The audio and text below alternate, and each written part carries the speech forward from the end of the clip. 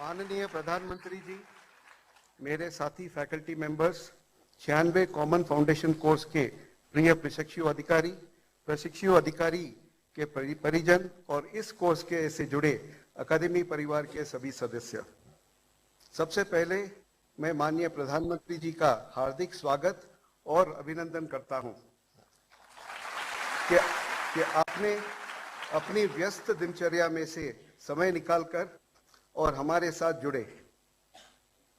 यह हम सब के लिए परम सौभाग्य की बात है। आपकी अनुमति से मैं लाल बहादुर शास्त्री राष्ट्रीय प्रशासन एकेडमी में आयोजित इस कोर्स की संक्षिप्त रिपोर्ट प्रस्तुत करना चाहता हूं। यह कोर्स 5 दिसंबर 2021 से 17 मार्च 2022 तक आयोजित किया गया। कोविड के चुनौती और सर्दी के मौसम में अकादमी ने 103 दिन के बड़े कोर्स का आयोजन सफलता से किया। इस कोर्स में भारत की 16 सेवाओं और में 478 प्रशिक्षु और 3 रॉयल भूटान सेवाओं के 10 प्रशिक्षु अधिकारी सम्मिलित हुए। पहले की तुलना में इस बैच में दिव्यांग प्रशिक्षुओं की भागीदारी बढ़कर 15 हुई। साथ साथ महिला प्रशिक्षुओं का प्रतिशत भी ऐतिहासिक रूप से बढ़कर 32.17% हुआ है।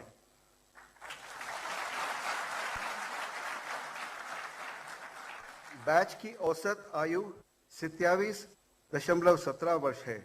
यह युवा बैच अमृतकाल का प्रथम बैच है जो मिशन कर्मयोगी से प्रेरित है और इसके लिए अकादमी ने शिक्षण पद्धति और मॉड्यूल के नए सिरे से तैयार किया है। वर्ष 2017 में आपकी अकादमी विजिट के समय आपने जो हमारा मार्गदर्शन किया और जो सुझाव दिए थे, उनके आधार पर हमने डिसाइलोइजेशन किया है और प्रशिक्षुओं को रूल के बजाय रोल बेस्ड से संबंधित लर्निंग कराई गई।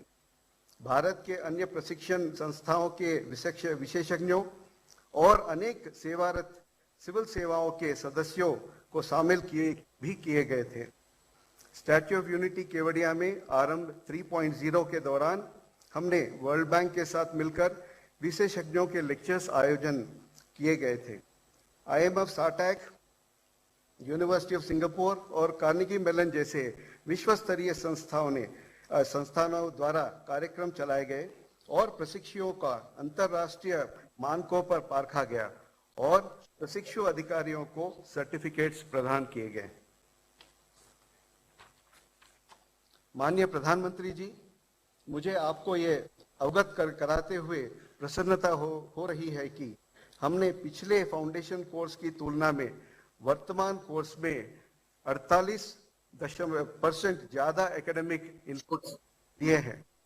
इस कोर्स में के दौरान अनुशासन पर भी विशेष भार और जोर दिया गया है। सुशासन दिवस के अवसर पर सबका प्रयास कार्यक्रम के अंतर्गत डायरेक्ट लर्निंग के लिए 9 पद्मा पुरस्कार विजेताओं ने सामाजिक कार्यों से जुड़े अपने अनुभव साझा किए और प्रशिक्षुओं ने उनसे निस्वार्थ लोक सेवा की प्रेरणा ली। इसी क्रम में ग्रामीण दौरों के समय प्रशिक्षु 4 राज्यों के 80 सीमावर्ती गांवों में 10 दिन तक रहे। इस दौरान प्रशिक्षुओं ने सेवा की भावना ग्रहण की। इस बीच प्रशिक्षुओं ने रक्षा बलों के साथ समय बिताया और राष्ट्रीयता की भावना ग्रहण की। माननीय प्रधानमंत्री जी, आपने अकादमी में वर्ष 2017 में पोलो ग्राउंड का उद्घाटन करते समय जो हमारा मार्गदर्शन किया था, उसके आधार पर अधिकारी प्रशिक्षुओं को फिटनेस पर भी बल दिया है। हेल्थ से फिटनेस की ओर अग्रसर होते हुए हमने आउटडोर पेडागोजी को रीडिजाइन किया। महिला प्रशिक्षुओं के लिए सेल्फ डिफेंस पर विशेष जोर दिया गया था। यह अकादमी क्राव मागा का प्रशिक्षण देने वाली प्रथम एकेडमी भारत की हुई है।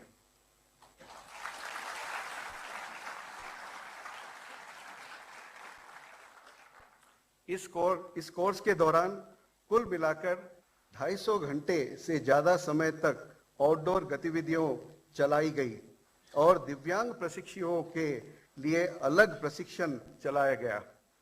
इसके परिणाम स्वरूप एक हिमालय ट्रेक ग्रुप का नेतृत्व दिव्यांग प्रशिक्षु द्वारा किया गया था।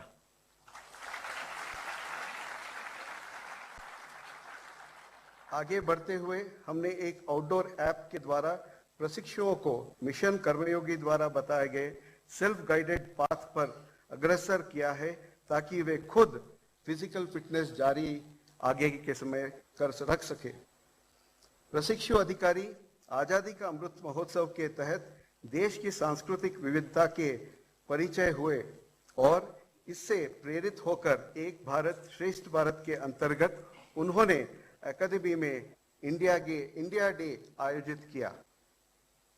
सर, सही मायने में ये अमृतकाल का प्रथम बैच है जिसमें प्रशिक्षुओं को राष्ट्र निर्माण और चुनौतियों का जानकारी देने के लिए मिनिस्ट्री ऑफ एक्सटर्नल अफेयर्स द्वारा तैयार किया गया एक विशेष मॉड्यूल और इंडियन मिलिट्री एकेडमी की पासिंग आउट परेड के साथ जोड़कर देश सेवा की भावना को और अधिक मजबूत किया गया। प्रशिक्षुओं को इस बात के लिए प्रेरित किया गया कि वे अपनी सेवाओं से देश को इस दिशा में अग्रसर करें कि जब भारत अपनी आजादी की 100वीं वर्षगांठ मना रहा हो उस समय हमारी देश दुनिया के अग्रणी देशों में पंक्ति में शामिल हो। माननीय प्रधानमंत्री जी, आपकी अनुमति से मैं 96 कॉमन फाउंडेशन कोर्स पर आधारित एक शॉर्ट फिल्म प्रदर्शित करना चाहूंगा। 5 दिसंबर 2021 से हमने मिशन कर्मयोगी अभियान के अंतर्गत ऐतिहासिक शीतकालीन फाउंडेशन कोर्स की यात्रा आरंभ की। यह यात्रा थी भारतीय सिविल सेवा एवं रॉयल भूटान सिविल सेवा के 488 प्रशिक्षु अधिकारियों की, जिनमें 32% महिला प्रशिक्षु अधिकारी भी शामिल रहीं।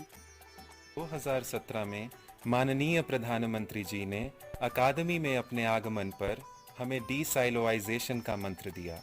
96th फाउंडेशन कोर्स के माध्यम से इसी मंत्र को मूर्तिमान करने का उत्साहपूर्ण प्रयास किया गया। प्रभु सत्ता एवं अखंडता बनाए रखूंगा।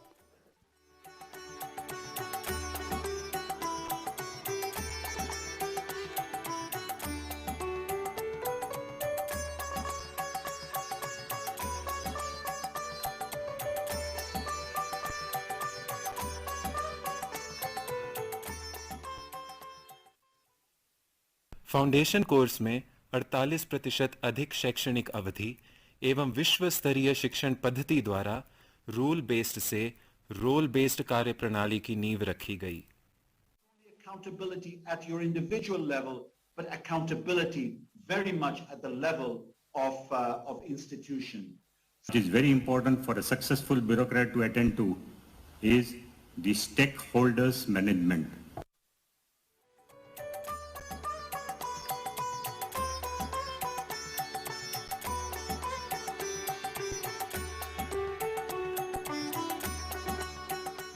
जहां विलेज विजिट ने हमें विनम्रता, करुणा, सेवा एवं धरातल की सच्चाइयों से परिचित कराया, वहीं हिमालयन ट्रैक ने हमें अपने साथियों के साथ विषम परिस्थितियों का सामना करना एवं धैर्य और सहनशीलता का पाठ पढ़ाया।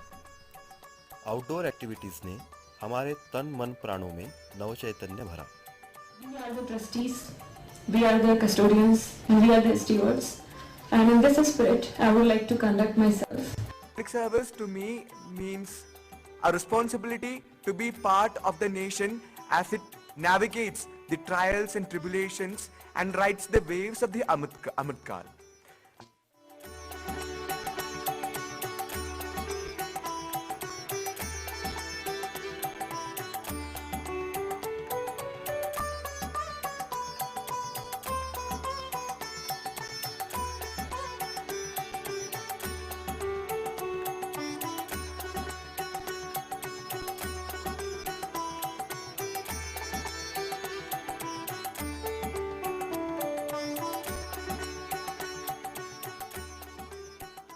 अकादमी में बिताए यह 3 माह साक्षी रहे हम सभी के विद्यार्थी से कर्मयोगी बनने के पथ पर अग्रसर होने के। आज़ादी के अमृतकाल में हम सभी स्वयं को राष्ट्र सेवा में समर्पित कर रहे हैं इस भाव के साथ कि तन समर्पित, मन समर्पित और यह जीवन समर्पित, चाहता हूँ मातृभू तुझको अभी कुछ और भी दूं। धन्यवाद सर। सर, मैं अब मेरा आपसे अनुरोध है कि आज़ादी के अमृतकाल महोत्सव वर्ष के इस अकादमी की सेवाओं को कमेमोरेट करते हुए पोस्टल पिक्टोरल कैंसिलेशन जारी करके हमें उपग्रहित करें।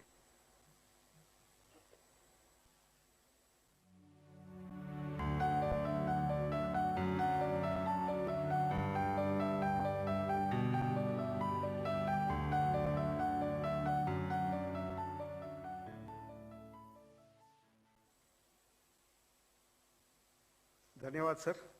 माननीय प्रधानमंत्री जी, अब मेरा आपसे निवेदन है कि आप अपने कर कमलों से अकादमी के न्यू स्पोर्ट्स कॉम्प्लेक्स का उद्घाटन करें और हैप्पी वैली कॉम्प्लेक्स राष्ट्र को समर्पित करें।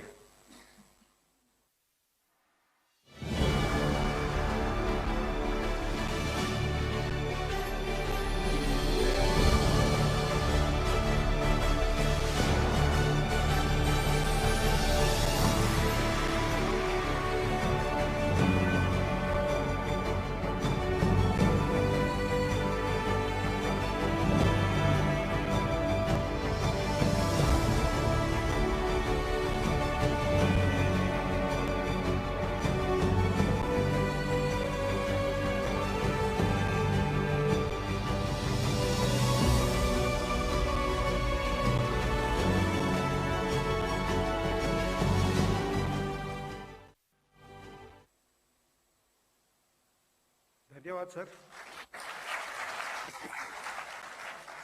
सर, अब मैं आपकी अनुमति से न्यू आउटडोर एजुकेशन सिस्टम पर तैयार की गई शॉर्ट फिल्म प्रदर्शित करना चाहूंगा।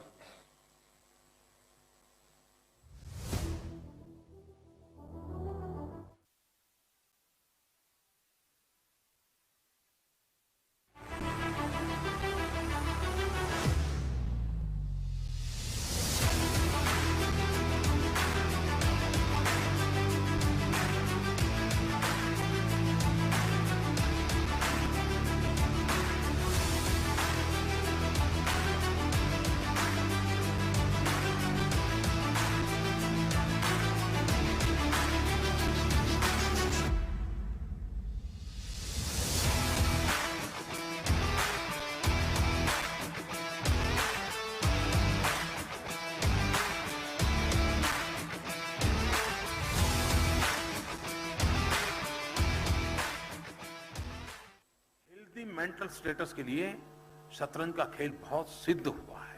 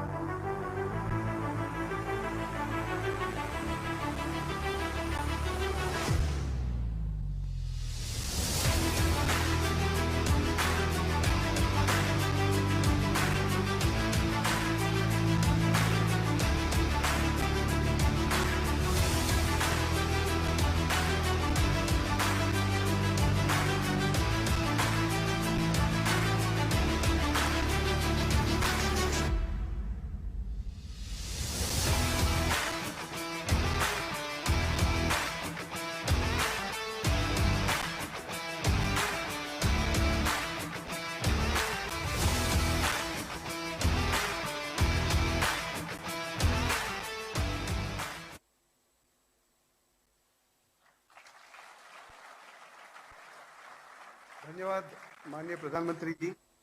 हमारे अधिकारी, प्रशिक्षु और हम सभी अकादमी सदस्य आपका मार्गदर्शन प्राप्त करने के लिए उत्सुक है। आपसे अनुरोध है कि अपने आशीर्वचनों से इस सभा को अनुग्रहित करें।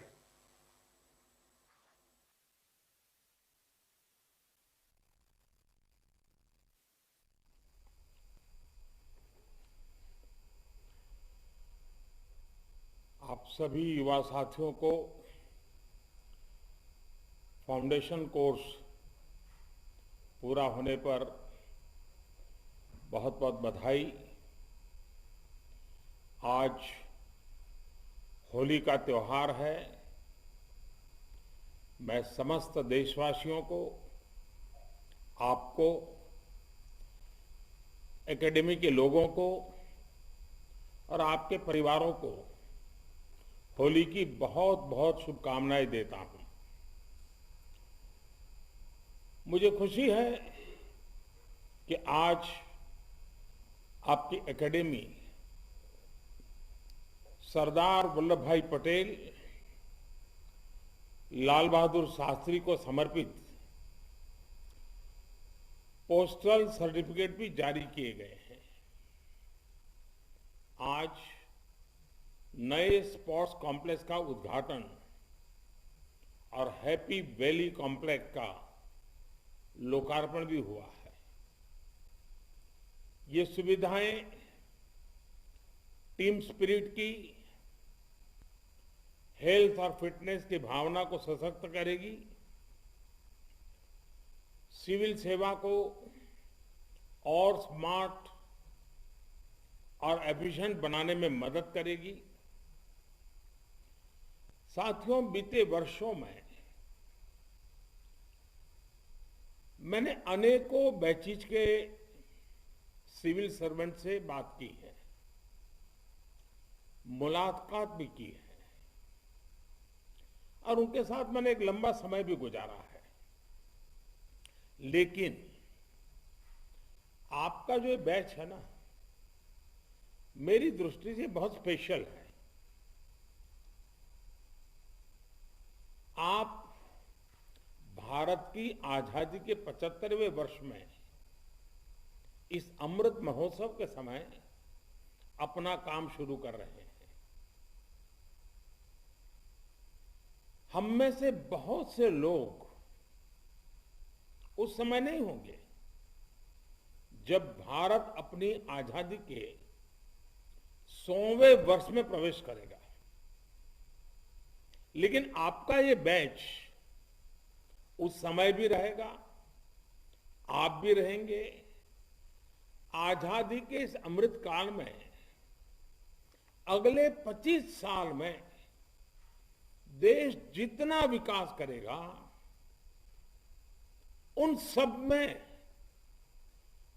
आपकी इस टोली की, आपकी इस टीम की बहुत बड़ी भूमिका रहने वाली है।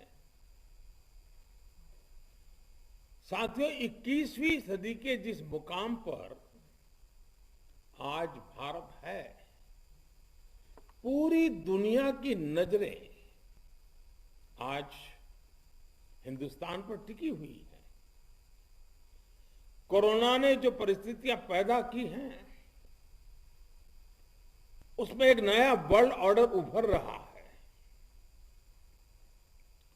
इस नए वर्ल्ड ऑर्डर में भारत को अपनी भूमिका बढ़ानी है और तेज गति से अपना विकास भी करना है। बीते 75 वर्षों में हमने जिस गति से प्रगति की है, अब उससे कई गुना तेजी से आगे बढ़ने का समय है। आने वाले वर्षों में आप कहीं किसी जिले को संभाल रहे होंगे, किसी के विभाग को संभालते रहे होंगे, कहीं इंफ्रास्ट्रक्चर का बहुत बड़ा प्रोजेक्ट आपकी निगरानी में चल रहा होगा, कहीं आप पॉलिसी लेवल पर अपने सुझाव दे रहे होंगे। इन सारे कामों में आपको एक चीज का हमेशा ध्यान रखना है और वो है 21वीं सदी के भारत का सबसे बड़ा लक्ष्य। ये लक्ष्य है आत्मनिर्भर भारत का, आधुनिक भारत का। इस समय को हमें खोना नहीं है और इसलिए आज मैं आपके बीच बहुत सारी अपेक्षाएं लेकर आया हूं। ये अपेक्षाएं आपके व्यक्तित्व से भी जुड़ी हैं और आपके कर्तृत्व से भी जुड़ी हुई है, आपके काम करने के तौर तरीकों से भी, वर्क कल्चर से भी जुड़ी हुई है। और इसलिए मैं शुरुआत करता हूं कुछ छोटी छोटी बातें जो आपके व्यक्तित्व के लिए हो सकता है कुछ काम आ जाए। साथियों, ट्रेनिंग के दौरान आपको सरदार पटेल जी के विजन, उनके विचारों से अवगत कराया गया है। सेवा भाव और कर्तव्य भाव, इन दोनों का महत्व आपकी ट्रेनिंग का अभिन्न हिस्सा रहा है। आप जितने वर्ष भी इस सेवा में रहेंगे, आपकी व्यक्तिगत और प्रोफेशनल सफलता का पैमाना यही फैक्टर रहना चाहिए। कहीं ऐसा तो नहीं कि सेवा भाव कम हो रहा है, कर्तव्य भाव कम हो रहा है। ये बात, ये सवाल हर बार खुद को पूछना चाहिए, इवैल्यूएशन करना चाहिए। और कहीं इस लक्ष्य को हम ओझल होते तो नहीं देख रहे हैं, हमेशा इस लक्ष्य को सामने रखिएगा। इसमें न डायवर्जन आना चाहिए और न ही डाइल्यूजन आना चाहिए। ये हम सब ने देखा है कि जिस किसी में सेवा भाव कम हुआ, जिस किसी पर सत्ता भाव हावी हुआ, वो व्यक्ति हो या व्यवस्था, उसका बहुत नुकसान होता है। किसी का जल्दी हो जाए, किसी का देर से हो जाए, लेकिन नुकसान होना तय है। साथियों, आपको एक और बात मैं समझता हूं शायद काम आ सकती है। जब हम सेंस ऑफ ड्यूटी और सेंस ऑफ पर्पस के साथ काम करते हैं तो कभी भी कोई काम हमें बोझ नहीं लगता है। आप भी यहां एक सेंस ऑफ पर्पस के साथ आए हैं। आप समाज के लिए, देश के लिए एक सकारात्मक परिवर्तन का हिस्सा बनने आए हैं। आदेश देकर काम कराने और दूसरों को कर्तव्य बोध से प्रेरित करके, इन दोनों में काम करवाने के इन दोनों तरीकों में आसमान जमीन का अंतर होता है, बहुत बड़ा फर्क होता है। ये एक लीडरशिप क्वालिटी है, मैं समझता हूं, जो आपको खुद में विकसित करनी होगी। टीम स्पिरिट के लिए ये एक अनिवार्यता है, उसमें कोई कॉम्प्रोमाइज संभव नहीं है, इसे करना बहुत जरूरी है। साथियों, अब से कुछ महीने बाद ही आप लोग फील्ड में काम करने जाएंगे। अपने आगे के जीवन को, और उसमें आपको फाइलों और फील्ड का फर्क समझते हुए ही काम करना होगा। फाइलों में आपको असली फील नहीं मिलेगी। फील के लिए आपको फील्ड से जुड़े रहना ही होगा। और मेरी ये बात आप जीवन भर याद रखिएगा कि फाइलों में जो आंकड़े होते हैं वो सिर्फ नंबर्स नहीं होते। हर एक आंकड़ा, हर एक नंबर एक जीवन होता है। उस जीवन के कुछ सपने होते हैं, उस जीवन की कुछ आकांक्षाएं होती हैं, उस जीवन के सामने कुछ कठिनाइयां होती है, चुनौतियां होती हैं। और इसलिए आपको नंबर के लिए नहीं, हर एक जीवन के लिए काम करना है। मैं आपके सामने मेरे मन की एक भावना और भी रखना चाहता हूं, और ये मंत्र आपको निर्णय लेने का साहस भी देगा, और इसे फॉलो करेंगे तो आपसे गलती होने की संभावना भी कम होगी। साथियों, आप जहां भी जाएंगे आप में एक उत्साह होगा, उमंग होगा, कुछ नया करने का जज्बा होगा, बहुत कुछ होगा। मैं ये कर दूं, मैं वो कर दूं, मैं इसको बदलूं, मैं उठा के पटक के दूं, सब कुछ होगा मन में। लेकिन मैं आपसे आग्रह करूंगा कि ऐसा मन में जब भी विचार आएगा, हाँ ये ठीक नहीं है, बदलाव होना चाहिए, तो आप बरसों पहले की अनेकों ऐसी व्यवस्थाएं दिखेगी, अनेकों नियम कायदे मिलेंगे जो आपको इरेलेवेंट लगते होंगे, पसंद नहीं आते होंगे, आपको लगता है ये सब बोझ है और वो सब गलत होगा। ऐसा मैं नहीं कहता, नहीं होगा। आपके पास पावर होगा तो मन करेगा नहीं ये करो, वो नहीं, देखना करो, फलाना नहीं फलाना करो, ये हो जाएगा। लेकिन थोड़ा धैर्य के साथ, कुछ पल सोच करके, मैं एक रास्ता दिखाता हूं, उस पर चल सकते हैं क्या? एक सलाह मैं देना चाहता हूं, वो व्यवस्था क्यों बनी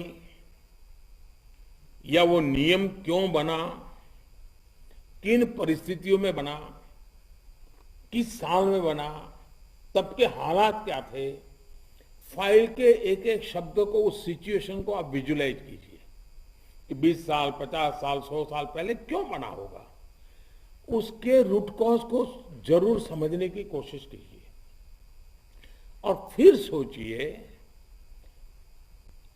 उसका यानी पूरी तरह स्टडी करिएगा कि जो व्यवस्था बनाई गई थी उसके पीछे कोई न कोई तर्क होगा, कोई सोच होगी, कोई रिक्वायरमेंट होगी। इस बात की तह तक जाइएगा कि जब वो नियम बनाया गया था तो उसके पीछे की वजह क्या थी। जब आप अध्ययन करेंगे, किसी समस्या के रूट कॉज तक जाएंगे, तो फिर आप उसका परमानेंट सॉल्यूशन भी दे पाएंगे। हड़बड़ी में की हुई बातें तत्कालीन तो ठीक लगेगी, लेकिन परमानेंट सॉल्यूशन नहीं निकालेंगी। और इन सारी चीजों की गहराई में जाने से आपका उस क्षेत्र के एडमिनिस्ट्रेशन पर पूरी पकड़ आ जाएगी। और इतना कुछ करने के बाद जब आपको निर्णय लेना हो, तो फिर एक बात और याद रखिएगा, महात्मा गांधी हमेशा कहा करते थे कि अगर आपके निर्णय से समाज की आखिरी पंक्ति में खड़े व्यक्ति को लाभ होगा, तो फिर आप उस निर्णय को लेने में संकोच मत करिएगा। मैं इसमें एक बात और जोड़ना चाहता हूं। आप जो भी निर्णय करें, जो भी व्यवस्था परिवर्तन करें, ये पूरे भारत के संदर्भ में अवश्य सोचें क्योंकि हम ऑल इंडिया सिविल सर्विस को रिप्रेजेंट करते हैं। हमारे दिमाग में निर्णय भले लोकल होगा, लेकिन सपना समग्र देश का होगा। साथियों, आजादी के इस अमृत काल में हमें रिफॉर्म, परफॉर्म, ट्रांसफॉर्म को नेक्स्ट लेवल पर ले जाना है। इसलिए ही आज का भारत सबका प्रयास की भावना से आगे बढ़ रहा है। आपको भी अपने प्रयासों के बीच ये समझना होगा कि सबका प्रयास, सबकी भागीदारी की ताकत क्या होती है। अपने कार्यों में आप जितना ज्यादा व्यवस्था में जितने विभाग है सबको जोड़ करके प्रयास करें, हर मुलाजिम को जोड़ करके प्रयास करें, तो वो तो एक पहला दायरा हो गया, पहला सर्कल हो गया। लेकिन बड़ा सर्कल सामाजिक संगठनों को जोड़े, फिर जन सामान्य को जोड़े। एक प्रकार से सबका प्रयास, समाज का आखिरी व्यक्ति भी आपके प्रयासों का हिस्सा होना चाहिए, उसकी ओनरशिप होनी चाहिए।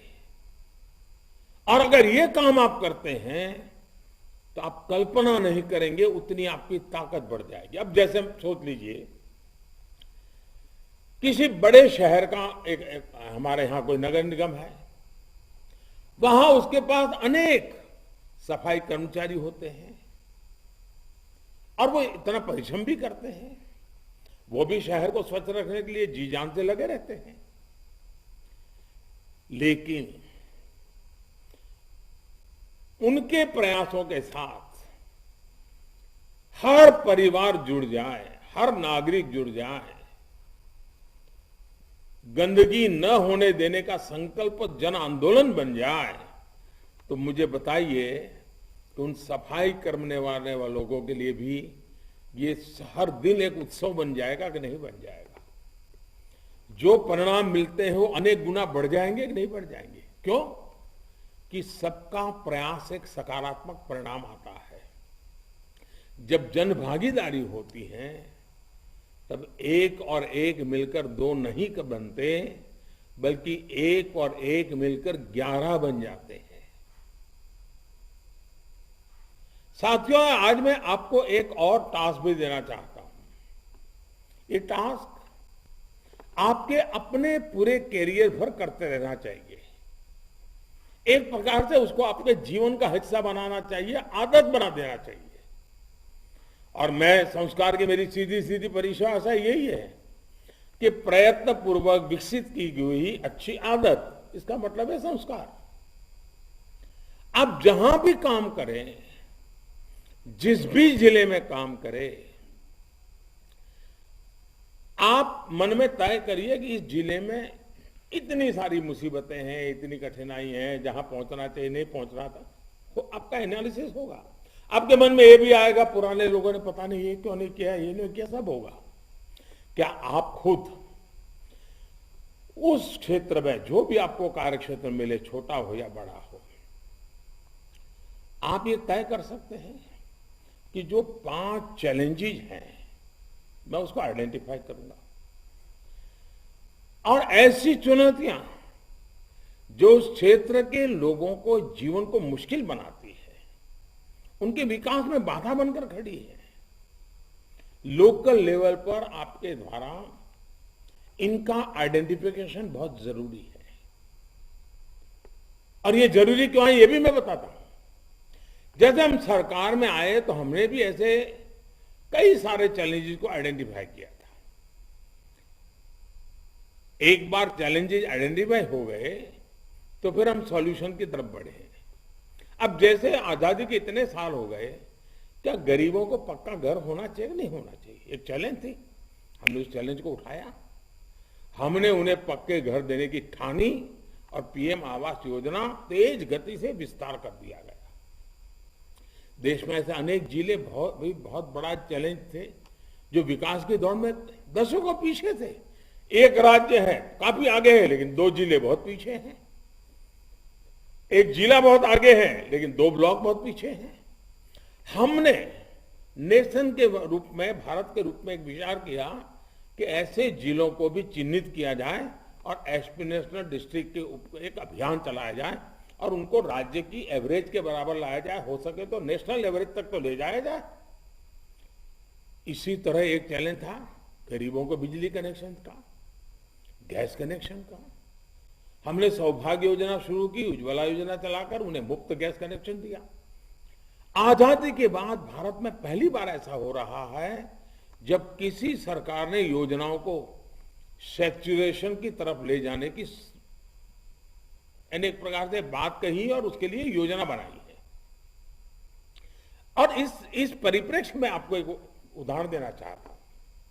हमारे यहां अलग अलग विभागों में तालमेल की कमी की वजह से परियोजनाएं बरसों बरस अटकती रहती थी।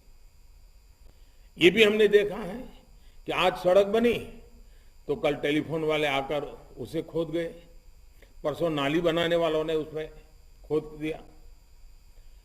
कोऑर्डिनेशन के कमी के कारण इस चैलेंज को ठीक करने के लिए हमने पीएम गति शक्ति नेशनल मास्टर प्लान बनाया है। सभी सरकारी विभागों को, सभी राज्यों को, सभी स्थानीय निकायों को, इस हर स्टेक होल्डर को एडवांस में जानकारी हो, यह सुनिश्चित किया जा रहा है। यानी जब आप चैलेंज को आइडेंटिफाई कर लेते हैं तो सॉल्यूशन खोजकर उस पर काम करना भी आसान हो जाता है। मेरा आपसे आग्रह है कि आप भी ऐसी 5, 7, 10 जो भी आपको ठीक लगे, ऐसी कौन सी चैलेंजेस हैं जो उस क्षेत्र के लोगों के लिए अगर वो मुक्ति बन जाए उस मुसीबतों से तो एक आनंद की लहर छा जाएगी, सरकार के प्रति विश्वास बढ़ जाएगा, आपके प्रति आदर बढ़ जाएगा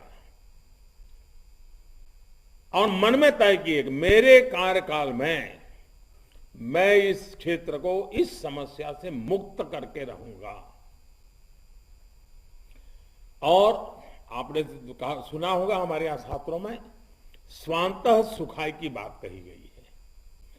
कभी कभी जीवन में अनेक काम करने के बाद भी जितना आनंद नहीं मिलता है, एकाध काम खुद ने तय किया और किया जिसमें स्वतः को सुख मिलता है, आनंद मिलता है, उमंग से भर जाते हैं, कभी थकान नहीं लगती। ऐसा स्वांतः सुखाय, इसकी अनुभूति जब 1 चैलेंज, 2 चैलेंज, 5 चैलेंज उठा करके उसको पूरी तरह निर्मूल कर देंगे, आपकी पूरी रिसोर्सेज का उपयोग करते हुए, आपके अनुभव का उपयोग करते हुए, आपके टैलेंट का उपयोग करते हुए, आप देखिए जीवन संतोष से जो आगे बढ़ता है ना, उस चैलेंज के बाद के समाधान से जो संतोष की तीव्रता होती है वो कई गुना सामर्थ्यवान होती है। आपके कार्य भी ऐसे होने चाहिए जो मन को सुकून पहुंचाए और जब उसका लाभार्थी आपको मिले तो लगे हाँ ये साहब थे ना तो मेरा अच्छा काम हो गया। आपको इस क्षेत्र के छोड़ने के 20 साल के बाद भी वहां के लोग याद करें, अरे भाई वो एक साहब आए थे ना अपने इलाके में, ये एक बहुत पुरानी समस्या का समाधान करके गए, बहुत अच्छा काम करके गए। मैं चाहूंगा आप भी ऐसे विषय खोजिएगा जिसमें आप एक क्वालिटेटिव चेंज ला पाए। इसके लिए आपको इंटरनेशनल स्टडीज खंगालनी पड़े तो भी करिएगा, कानून का अध्ययन करना पड़े तो वो करिएगा, टेक्नोलॉजी की मदद लेनी भी पड़ी तो वो भी करिए, उसमें भी पीछे मत आइए। आप सोचिए, आप सैकड़ों लोगों की शक्ति देश के अलग अलग जिलों में एक साथ लगेगी। आप 300-400 लोग हैं, यानी देश के आधे जिलों में कहीं न कहीं आपके पैर पड़ने वाले हैं। मतलब आधे हिंदुस्तान में आप एक नई आशा को जन्म दे सकते हैं मिलकर के।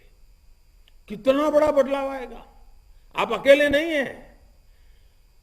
400 जिलों में आपकी ये सोच, आपका ये प्रयास, आपका ये कदम, आपका एक इनिशिएटिव आधे हिंदुस्तान पे प्रभावित कर सकता है। साथियों, सिविल सेवा के ट्रांसफॉर्मेशन के इस दौर के हमारी सरकार रिफॉर्म से सपोर्ट कर रही है। मिशन कर्मयोगी और आरंभ प्रोग्राम इसका ही एक हिस्सा है। मुझे बताया गया है कि आपकी एकेडमी में भी ट्रेनिंग का स्वरूप अब मिशन कर्मयोगी पर आधारित कर दिया गया है। मुझे विश्वास है इसका भी बहुत लाभ आप सभी को मिलेगा। एक और बात आपके ध्यान में लाना चाहता हूं, आप ये प्रार्थना जरूर करिएगा कि भविष्य में आपको कोई आसान काम न मिले। मैं देख रहा हूं आपके चेहरे जरा उतर गए मैंने ये कहा तो। आप ऐसी प्रार्थना कीजिए कि आपको कोई आसान काम न मिले। आपको लगेगा कि ऐसा कैसा प्रधानमंत्री है कि ऐसी सलाह दे रहा है। आप हमेशा खोज खाज करके चैलेंजिंग जॉब का इंतजार कीजिए। आज कोशिश कीजिए कि आपको चैलेंजिंग जॉब मिले। चैलेंजिंग जॉब का आनंद ही कुछ और होता है। आप जितना कंफर्ट जोन में जाने के सोचेंगे उतना ही अपनी प्रगति और देश की प्रगति को रोकेंगे। आपके जीवन में ठहराव आ जाएगा। कुछ साल के बाद आपका जीवन ही आपके लिए बोझ बन जाएगा। अभी आयु के उस पड़ाव पर है आप जब आयु आपके साथ है। अभी रिस्क टेकिंग कैपेसिटी सर्वाधिक इस उम्र में होती है। आप जितना पिछले 20 साल में सीखा है उससे ज्यादा आप अगर चैलेंजिंग जॉब से जुड़ेंगे तो अगले 2-4 साल में सीखेंगे। और ये जो सबक आपको मिलेंगे वो अगले 20-25 साल तक आपके काम आएंगे। साथियों, आप भले अलग अलग राज्यों से हैं, अलग अलग सामाजिक परिवेश से हैं, लेकिन आप एक भारत श्रेष्ठ भारत को सशक्त करने वाली कड़ियां भी हैं। मुझे विश्वास है आपका सेवा भाव, आपके व्यक्तित्व की विनम्रता, आपकी ईमानदारी आने वाले वर्षों में आपकी एक अलग पहचान बनाएगी। और साथियों, आप क्षेत्र की तरफ जाने वाले हैं तब मैंने बहुत पहले एक सुझाव दिया था, मुझे मालूम नहीं इस बार हुआ है कि नहीं हुआ है, कि जब एकेडमी में आते हैं तो आप एक लंबा निबंध लिखिए कि इस फील्ड में आने के पीछे आपकी सोच क्या थी, सपना क्या था, संकल्प क्या था, आप आखिरकार इस धारा में क्यों आए हैं, आप क्या करना चाहते हैं, जीवन को इस सेवा के माध्यम से आप कहां पहुंचाना चाहते हैं, आपके सेवा का क्षेत्र है उसको कहां पहुंचाएं, उसका एक लंबा ऐसे लिख करके आप एकेडमी को जाइए, क्लाउड में रख दिया जाए उसको। और जब आप 25 साल पूरा करने के बाद, 50 साल पूरा करने के बाद, आपके यहाँ 50 साल के बाद शायद एक कार्यक्रम होता है हर वर्ष, जो 50 साल जिन्होंने मसूरी छोड़े हुआ होता है वो दोबारा 50 साल के बाद आते हैं। आप 50 साल के बाद, 25 साल के बाद जो पहला ऐसे लिखा है उसको एक बार पढ़ लीजिए। जिन सपनों को लेकर के आए थे, जो लक्ष्य तय करके आए थे, 25 साल के बाद उस ऐसे को फिर पढ़ करके जरा हिसाब लगाइए कि आप सचमुच में जिस काम के लिए चले थे वही दिशा में हैं या कहीं भड़क गए हैं। हो सकता है आपके आज के विचार 20 साल के बाद आप ही के गुरु बन जाएंगे। और इसलिए ये बहुत आवश्यक है कि आप न लिखा हो तो वहां लिख करके ही ये कैंपस छोड़ के जाइए। दूसरा मेरा इस कैंपस में और डायरेक्टर वगैरह से आग्रह है कि आपके ट्रेनिंग के बहुत सारे क्षेत्र हैं, आपके यहाँ लाइब्रेरी है, सब है, लेकिन 2 चीजों को आपकी ट्रेनिंग में जोड़ना चाहिए। एक आर्टिफिशियल इंटेलिजेंस का एक अच्छा लैब हमारे यहाँ होना चाहिए और हमारे सभी अफसरों को ट्रेनिंग का वो हिस्सा बनाना चाहिए। उसी प्रकार से एक डेटा गवर्नेंस एक थीम के रूप में हमारे सारे ट्रेनिंग के ट्रेनिंग का हिस्सा होना चाहिए, डेटा गवर्नेंस। आने वाला समय डेटा एक बहुत बड़ी शक्ति बन चुका है। हमें डेटा गवर्नेंस की हर चीज को सीखना समझना होगा और जहां जाए वहां लागू करना होगा। इन 2 चीजों को भी अगर आप जोड़ें, ठीक है ये लोग तो जा रहे हैं, उनको तो शायद नसीब नहीं होगा, लेकिन आने वाले लोगों के लिए होगा। और दूसरा, हो सके तो ये आपका जो कर्मयोगी मिशन चलता है उसमें डेटा गवर्नेंस का एक सर्टिफिकेट कोर्स शुरू हो, ऑनलाइन लोग एग्जाम दे, सर्टिफिकेट प्राप्त करें।